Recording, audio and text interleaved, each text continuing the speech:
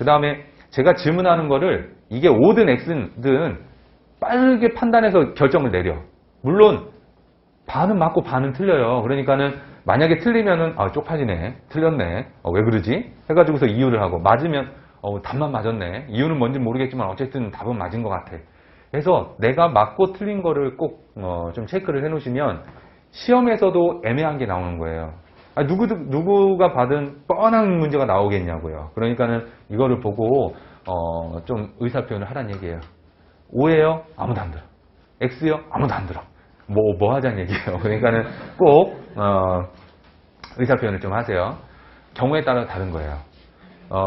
다른 택배도, 다른 일반적인 택배도 아저씨가 받아줬어. 그럼 줘도 됩니다.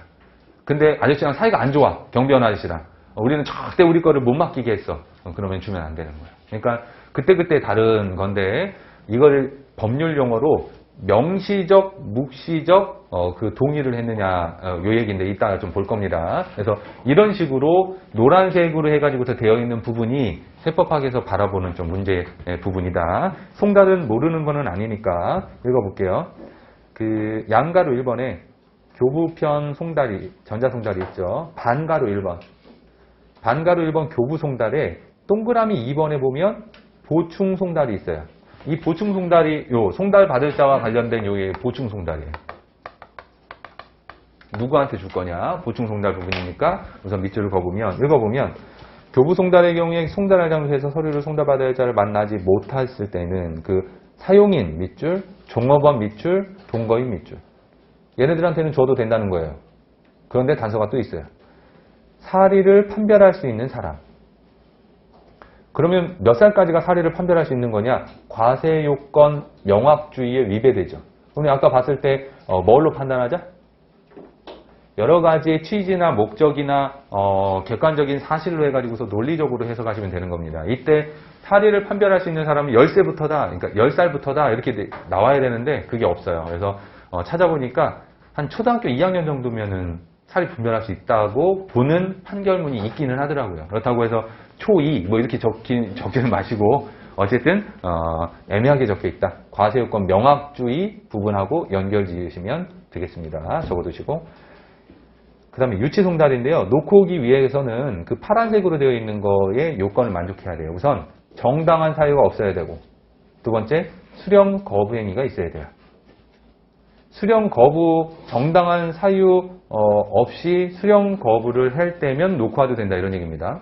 반대로 얘기하면 정당한 사유가 있다면 놓고 오면 안 된다 이런 얘기예요. 그래서 수령 거부 행위가 있어야지 놓고 오지 안 그러면 또 안 된다라고 하는 거. 두 가지 요건을 모두 만족해야 됩니다. 그 다음에 우편송달 읽어보시고, 오른쪽에 동그라미 2번, 3번 보충송달, 유치송달 똑같이 있죠.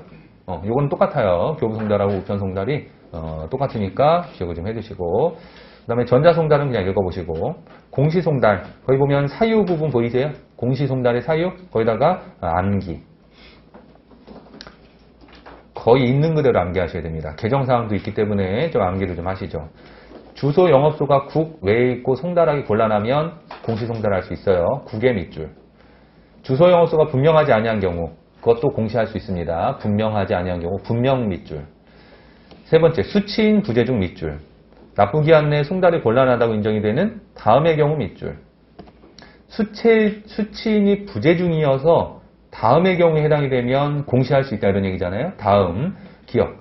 서류를 등기우편으로 송달했으나 수취인 부재중인 것으로 확인된 반송함으로 납부기한 내에 송달이 곤란하다고 인정이 되는 경우. 그러니까 등기 보냈는데 반송되면 요거 공시할 수 있다 이런 얘기죠.